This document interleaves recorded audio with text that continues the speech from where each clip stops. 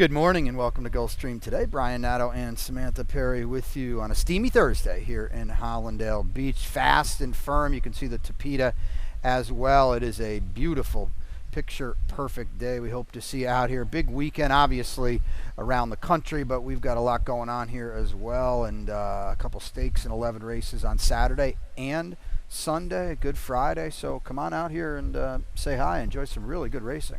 Yeah, it is an exciting weekend. Of course, we've got Belmont, so this will be a busy, busy weekend throughout the whole country. Silks will be open night and day, so pop out here. And, of course, the big doings here now. Today, that Rainbow Six is now, it's approaching major territory here with a $500,000 potentially on the line. You can see the guesstimate at $450. I think they're going to be firing now because that's a serious number. Yep, it is indeed, as it just continues to grow. It grows so quickly around here. And Ron Nicoletti will be back with us tomorrow. We'll have that updated pick a little bit later on. We got horizontals galore here on the 8-race Thursday card, and they start in race 1 with the early pick 5. Take a look at my ticket, $36 play. There's kind of sort of a late scratch in race 1 of the 7 if you got them this morning. Just make sure you're in the loop there. 2-year-olds in race number 2, and we'll go with the 2, Frida, who is down on the inside now, which I don't really like after a scratch. Race 3, another 2 in Subtle Faith. Race 4, the 4, Mr. American. And race number 5, another 4 in Harlan's Legacy, and certainly a gang is all here kind of race. $36 will kick it off on a firm turf course. It's very early, obviously, in the betting, but this race, to me, Samantha, looks very problematic. A maiden special weight going 5. The rails are at 73 feet. Is that a new one? You're in the loop on that stuff. I don't remember 73. It is not a new one. Okay. But I see your confusion. Because it's a rare one. It How's is, that? yes. Fillies and Mares 3 and up here. Scratch the 7 now, as I mentioned. Timely Reward. We're both on the same horse. It's the 2, Miss Bia, and we can, I guess, show them why as well. We got a little replay of her return last time. Yeah, and it was a really good effort here. We'll see her on the rail. This was a long layoff she was coming off of, but she ran hard here at huge odds. And I wanted to pick up the mid-stretch run and show the gallop out, because the way she galloped out, now just keep an eye on her here, because it was a huge effort, I think. And she just was completely past the field there. You see her for just a blimp, and she looks set up well here. You know, that was state breds last time, and these are open waters. This is not the best maiden special weight group we've seen this year. Let's just be perfectly honest here. And she can play second off the layoff. That was a good effort. Turf debut that day for Joe Catanese as well. I didn't have any, I will say, interest, I guess, in the 3, Lila Bella Girl. Lasix and speed, maybe?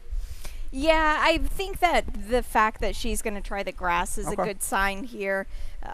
She goes up and down a little bit, like she either is, 1, not that talented, or 2, she'll like the grass. We'll find out today. We will find out. You have no interest in the 6, Queen Valentina, who I feel like you might have played last time. I think I did. I think I've played her a couple of times. I'm kind of giving up on her now. She ran okay, and honestly, if you ran okay, that you might have a chance in a group like this. Yep. It's interesting. We are all over the place underneath. Lady Iona, firster for Jerry O'Dwyer, daughter of Astern, who's an Australian sire, or bred, I should say. Yeah, and I think that this is a filly. At least we know that she's got a good foundation behind her. Jerry O'Dwyer, even though not a lot of wins on the year, he seems to hit the board at big odds. Yeah, Jerry's definitely usually live, if not for the win underneath as well. Early pick 4 in race 2. The 2-year-olds will go at it here. These are state breds, fillies, going 4.5. Now, that's the short stretch. We do have a scratch of the 1, Matanata, and this is your early pick 4. I'll take it over tomorrow. Let's take a look at it. It's a $6 play for me. I'm spreading here. This is tough in the early pick 5 because we can't see them beforehand. Race number 3, I'm spreading. I do have the 2 on top, and then races 4 and 5. I'm doing the same thing in my late pick 5. I'm singling with Painted Blue, and I'm singling with Beach Ready, a $6 play. Beach Ready. Here we go now in race number 2. As I mentioned, the 1 is out. This is a tote board race. You can turn around and look at them and give us some guidance as well, because on paper, I don't know, nothing really screams out on paper. Let's show them. We'll start with showing them You Need Me, your top pick, who I guess a surprise to everybody. Yeah. Ran huge in the Royal Palm Juvenile Filly. She was 2.5 quarter lengths away from going to Royal Ascot. Yeah, that was really this just effort was huge. This was so gutsy here. We see her just duking it out the whole way with Unchained Elaine, who might be a maiden for quite some time. That's the only worry. Yeah, so Bullet ran huge, though. And Bullet's at Woodbine for their 2-year-old series that we'll see throughout the summertime, so that will be exciting. They're not going to go to Ascot, stay up north. And You Need Me just ran huge. Yeah. Will she like the dirt? I don't know. That's a hard call. Yeah, main track. She was 44-1. You can't take anything away from her. She basically bottomed everybody out. Yeah. And the winner swooped them all, and the winner could be good. That's a good effort for Dave Brady, who's not a guy that's going to crank them up either. So we'll see what we get today on the main track. I'm with the 2 Frida. I wish the 1 was still in here. Now we go to the inside. The Dam was pretty precocious and did win on debut. I like that. Yeah, I do too. I'm not really sure what to do with her. She worked in flat at that sale, the OBS March sale. This is a decent price for the City of Light. It's interesting because on the Tapeta at the sale, she was kind of going up and down like she didn't like it too much. And then she worked solo back in April at Palmettos, and that's the last work of her.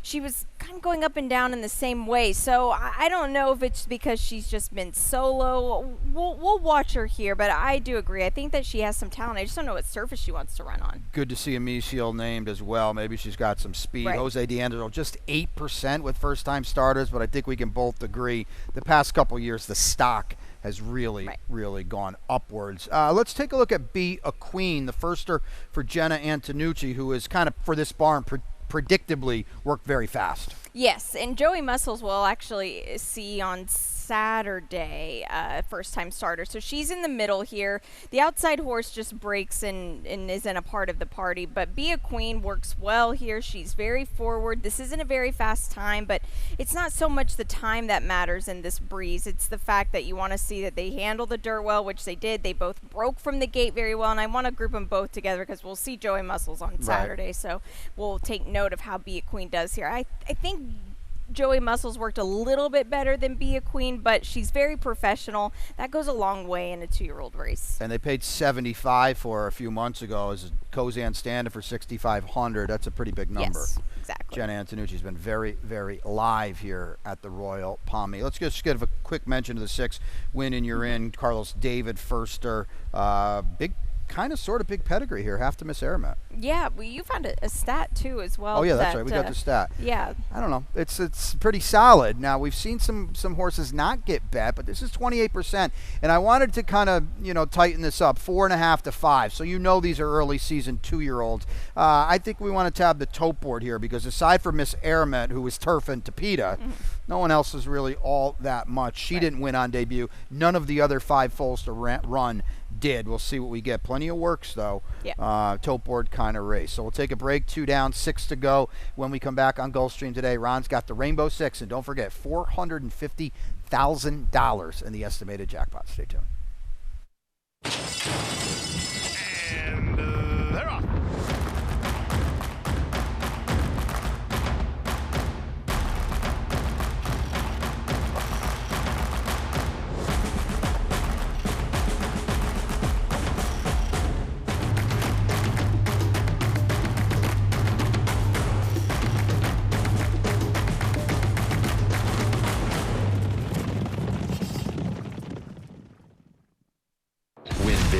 New DRF All Access past performances.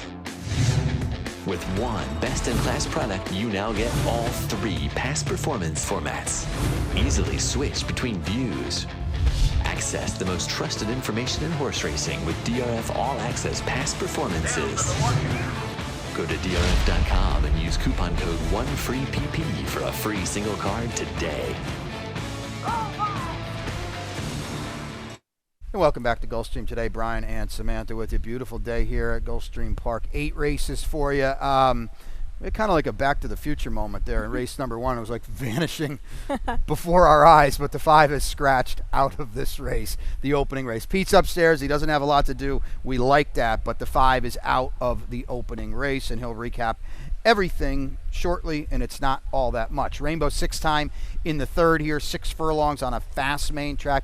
3-year-olds, fillies and mares, which have never won 3. The tag here is $8,000. Let's take a look at Ronnie's ticket. It's a clean race. It's a difficult little race. Yeah, you can see Ron. This is a little more than normal for him, and there's 3x3, so he doesn't have strong opinions until the last race when he is going to single the 7 in race 8, and that is Sentenza. This was Ronnie's long shot in the stakes. I remember that, and the horse got fried. Sentenza, back with some friends today in a maiden special weight. Looks like a very logical anchor there at the end at 9-5 on the morning line. 48.60 for Ron, and of course he'll be back with us tomorrow on a 9-race Friday card. Let's get into this one, Samantha. You're likely going to have a pretty strong favorite in the 3 Tear Duct. I didn't really feel like picking her on the rising class. Subtle Faith. Well, there we go. Subtle Faith for both of us. Yeah, I thought the same as you there. And Subtle Faith is a 4-year-old, which that makes a big difference here. No, I agree. And she's got the speed to keep Tear Duct in her sights early. Maybe the 4 Bella Romance can press her a little bit, because if Tear Duct gets loose like she did last time, she might not stop. But I think we both agree the waters get a little deeper in here. The 1, how about that? Certainly a player, but I feel like the best race for her was in the slop. You've got the 4 Bella Romance, who theoretically is in a good spot. 2-path pressing the speed. The Tampa shippers have done okay too. They have. If they pick and choose their spots, I think we're seeing that these Tampa shippers, when they're at the lower level claiming, they do all right. That's a really good point, actually. When you get into the better horses, you get into the allowance ranks, the starters, the optional claimers, I think they struggle a little bit more than the lower level 2 and 3Ls. I think that's a really good point. Race 4 kicks off the late pick 5. We're going 5.5 furlongs on the Tapeta here. These are 3-year-olds which have never won 2 races. The tag is $16,000. Another clean race, and you've got the late pick 5. I do, indeed, and that's something that I always have. So we've got a $10 play here. This race is 6 and 7. You can see these are the big problem races for me. Race 6, my long shot is the 3 Big Bucks a Lot, and in race number 7, the 4 Disclosure I have on top, full disclosure I have on top, but I don't trust the horse. I don't trust the race in particular, so I went 4 deep, and there's my anchor, the 6 Devilment, just going against. I know that your long shot's in the finale, right? Yeah, because probably not anymore, but it is in the finale. I just didn't want to pick Sentenza, to be perfectly. Oh, okay. So Sentenza and Devilment look like the 2 here, but I'm a big fan of Devilment. It's a $10 play. All right, well, let's get into it. Again, we're 5.5 on the Tapeta here. You're going to go to the 2 Painted Blue, very logical with Edgard Zayas, who's going to go up to Saratoga this weekend. We wish him the best, but this is a horse that ran very, very well in the comeback last time. Yeah, and that race was a strong race. We saw a lot of these horses come back from there, but a lot of the horses that were in the take care of business race, they came back to face a stronger group. This horse here ran last that day. Ran 5th, but it was last. And I think that this is a much cozier spot here, especially no doubt about it. Second off a layoff. Yeah, I'm going to go with the comebacking, and it hasn't been a big layoff. Mr. American, now going to go with Barry Croft. Barry's had a good run of it here. He's seemingly been moving some of these horses up, too. Yep. Massive class drop. Yeah, there's no other way to put it. It is a huge drop in class. 1 for 15 with 7 finishes underneath is a worry. Not a ton of speed here either. You're going to split him with the 3 Banneker, who's another horse. I don't know if this is a drop because Banneker has never faced older horses. The drop is worrisome, though. I agree. Blinkers go on, and now they're going to cut him back to sprinting again. I'm not really sure what to do with this horse. I singled in my late pick 5 and early pick 4, so he could be a player. I just don't think this is quite as sharp. This is too sharp. Yeah, blinkers go on, and he was chasing hard on the Tapeta 2 back, so we'll see what we get today. Late pick 4 here in race number 5. We'll go a mile and a 16th on the Tapeta. It's an optional claimer, starter optional claimer, fillies and mares, 4-year-olds and up here. Let's take a look at my ticket before we get into this race. We've got the replay coming up as well because the old gang is kind of sort of all here. And in race number 6, that's my best bet of the day. I think I heard you say your long shot, so that's interesting. Double play king for me in race number 7. I've got the 4 in here. That is Full Disclosure, who's going to be tough. And in race number 8, my long shot, Anointed. There are 2 scratches. Probably not going to get that, but he should be a square price nonetheless on a $9 late pick 4. And let's start it off here with just, we'll show the replay because there's 6 horses in this field, and 4 of them come out of the May 12th race. Sal's Dream Girl, Worldly Beauty, Pacific Princess, and Harlan's Legacy. Pacific Princess off the layoff. Sal's Dream Girl is going to win this race with a really good trip. Yes, that's very well said. It was just a fine trip, and it wasn't even like I felt like she wanted to win the race. It's just that Worldly Beauty lost it. That's what I felt like. Yeah, I thought she ran well though, because Worldly Beauty, you know, the was getting pressed early, and the horse that was pressing her was Nowheresville. So I don't know.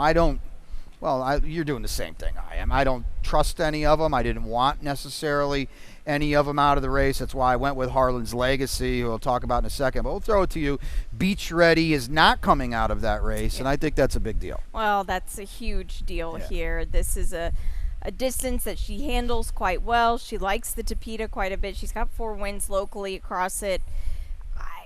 This is a filly that I think on her best day, she's just a cut above these. Problem is I worried about is she going to get involved with Worldly Beauty, which is, you know, she's run with before. Now they're right next door to each other. They both want to go in kind of sort of some way, shape, or form. So we'll see. But I don't disagree with what you're doing there. I went with Harlan's Legacy. It's a spread race for me. I thought she ran okay last time. She was kind of in a little bit of a weird spot on the hard chase, and then she got floated really, really wide too. Yeah, she did. I don't know how much it was going to make a difference. And then again, on these figures on the Tapeta, use them as a guide, not so much as a rule here. The one horse I want to mention, Sal's Dream Girl, we both have in the mix as well. She's off the claim for Jen Young and Powder Pop.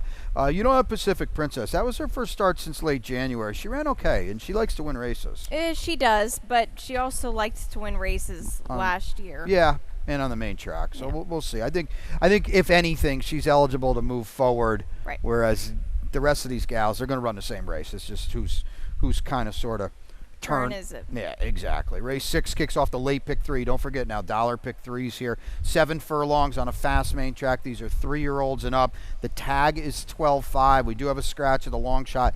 Tis a Prince is out of here. You're going to start it with your long shot. Big Bucks-a-Lot, who's, I guess, going to try to get loose in here?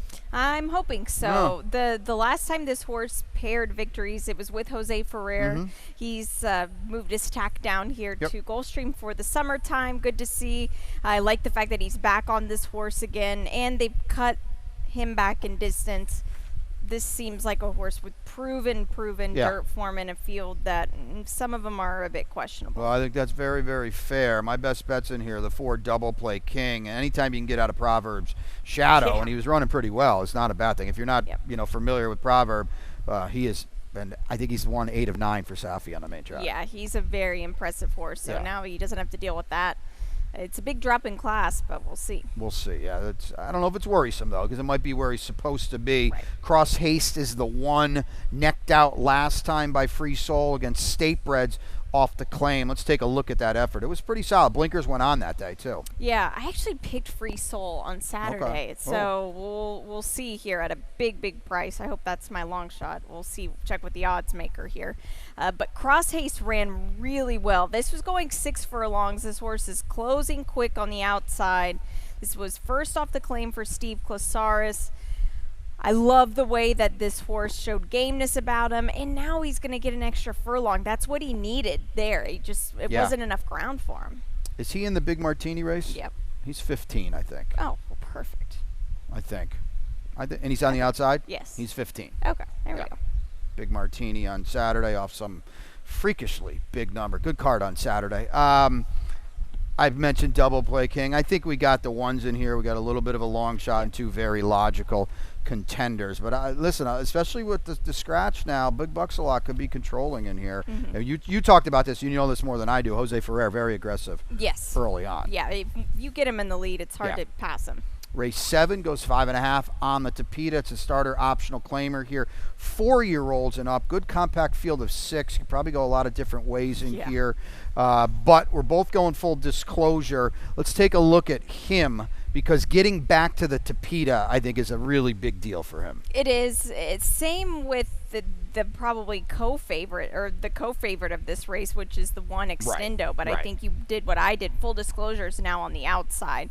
Now, this is full disclosure back in January, so he's kind of been all over the place, but this was a huge romping victory. The next race he was against Yes I Am Free, who's just a killer on the Tapeta. Yeah, and he ran well, and those are the last 2 Tapeta races for him, and those races, they're going to beat this field, and I think he's got a big edge too, because Extendo, he likes the Tapeta as well. I feel like this post is a problem. Edgard's going to have to work something out down there. Yeah, it's very tricky. Right? I feel like if the roles were reversed, it would have been a different story for full disclosure, but that's truly just the luck of the draw. Yeah, it's a post position kind of race, and I think that's probably why we picked it like this. Joe Orsino's had a very strong start to the Royal Palmy, well, all year for that matter. Of course, Hades winning the Holy Bull. And we've got everything right in a rip here with the 6 Siglioso, who I actually played last time. He ran okay. Yeah, he really did, and anything coming out of the XY Speed race deserves some attention. Yeah. This horse I feel like has been better on the Tapeta lately. Yeah, and I picked him 2 back in that Tapeta race, and he did run very, very well. He ran out of room that day, and he's got that kind of pension. He's going to get the 5.5 here. I worry a little bit about the wide draw because he's probably going to be floated the entire way around. Okay, race 8 wraps it up on a firm turf course, a maiden special weight. Again, the rails at 73 feet. Scratch the 2 Taparino and the 5 Reggae Man. We got a jock change coming up on the 4 Oconee Life, and Pete's upstairs again. Not a lot of scratches or changes for that matter. All right. Excellent. Elijah Greenwich, thank you, boys, is going to ride the 4 Oconee Life. He's just going to go next door with Reggae Man scratching out of here. I think I heard you say you have Devilman on top, do you not? Yes. Okay. This is a single. My best bet. 6-3-4-7. Oh, pardon me. Yep, that is. All yes. Right. 6-3-4-7. Devilman, and we're going to show you why, too, with the replay. Yeah, because Devilman is a horse that was stretching out for the first time, going around the full 2 turns here on the grass, and he was my best bet of the day, by the way, last time. Oh, he was? Yeah. Well, I'm sorry. This was a tough beat for you here. But King d'Oro, the horse that won this race, was really, look at the odds difference here. And Devilman didn't want to give it up, and King d'Oro just came out of the clouds to be able to defeat him. It was a tough place for Devilman to be on because he was on the inside. Yeah. And when horses get down, it was kind of like a race within a race there with that outside horse too. He was super game. He galloped out well still. This is his second time going 2 turns. He should be a lot sharper. Yeah. Morning Line Maker that day had him favored in that spot, and he was 8-1. Yeah. And it's a brutal beat. Yeah. It's okay. Ugh, it stunk. Yeah. But he did run huge. You saw it right there. He never got a breather. We could have showed the whole race. He never got a breather at any point in that race. It'll be interesting today because Sentenza kind of sort of ran off last time, but he got chased while running off, and he did the chasing. So Misiel's aboard here. Does something give early on? My long shot, I don't know about that anymore. It might be a lowercase L with the scratches, but Anointed now is going to run on the turf for the first time for Laura Cesares. The turf race, albeit against Lesser, was pretty good. It was really good. Crystal Quest came back to win again. Crystal Quest is a nice horse for Mike Trombetta. Yeah, and you know what, actually, I say it was against Lesser, but that's a maiden optional claimer in the thick of the championship meet. I could probably fight you on that and say that race was better than this race today. Oh, I agree. Yeah. Completely. Yeah, because like you said, Crystal Quest came back to win. Laura does a good job getting horses to run on turf, and they typically run very, very well. So we'll see. I think Sentenza, we can talk about, was thrown to the wolves in the English Channel. You can talk about this as a former jockey and on the backstretch. Sometimes the maiden special weight races are really good. Well, he's going to have a quick about face after getting beaten up pretty good in the stakes. Yeah, that's the thing. When you get a little bit overconfident in a horse such as this, and you throw him into the wolves with this stake race, and it was not a good effort at all. Sometimes that can come back to him a little bit. He's still a colt as well. Sometimes it's harder for colts to come back than geldings for sure. And just a month in between races, which that's fine. That's good spacing. That's enough time. But when you get beat up like that, I can think of a lot of horses we saw throughout the championship meet who kind of faced a similar thing. And and also the Scat 2 tap race, an exercise of power race, is not a good one. We're going to see a lot of the English Channel horses back tomorrow. And he's clearly the horse to beat off his 2 prior races. It looks like they only paid $30 for this Justify colt, which could be a bargain. And we'll see what we get today. Good one to wrap it up on this 8-race Thursday card on a fast and firm day. We'll take a quick look at the lightning round before we send it up to Pete here. And as we do each and every Thursday or start of the week, we'll take a look at the standings. And, Edgard's bopping up to Saratoga. Edgard could go to Monte Carlo for a week or two, and I think he'd still be on top of the standings here, though. Yeah, he just has asserted himself as the leader of these jockey standings. The podium has been a good one, though. All of these guys are riding very well right now. Yeah, those are our guys in the summer, and the cream rises to the top, and that 5-pack is it. You know, Lionel's won a title, Miguel's won a title, of course, Amicio and Edwin Gonzalez, they're all doing their thing, and it's good to see. But Edgard is setting a torrid pace right now, and that's in large part to his main guy, and that is Safi Joseph Jr., who is no stranger to titles around here. Not at all, and he's got some live bullets throughout the weekend as well up at Saratoga, so good luck to him. Yeah.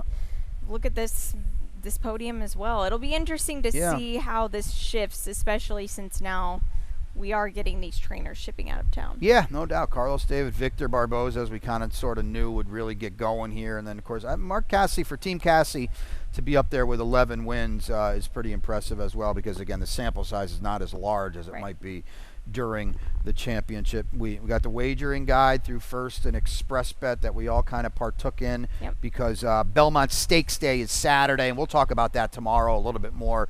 But this is a free wagering guide with a lot of content. Yeah, it is. It has trends, statistics, you name it. It's available now.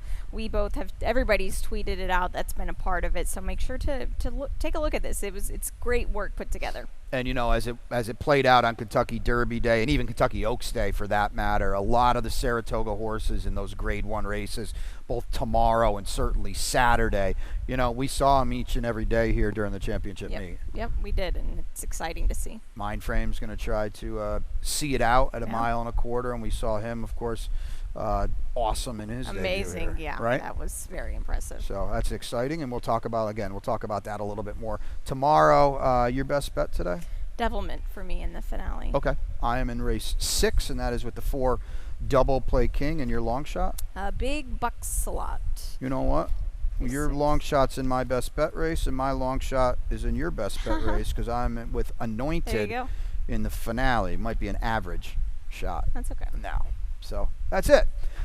8 of them for you on a beautiful, fast and firm day. We hope to see you out here. Pete Aiello is upstairs with the scratches and changes, and as we like, there's not a lot of them on a strong Thursday 8-race card. We'll be back here with you for the opener shortly.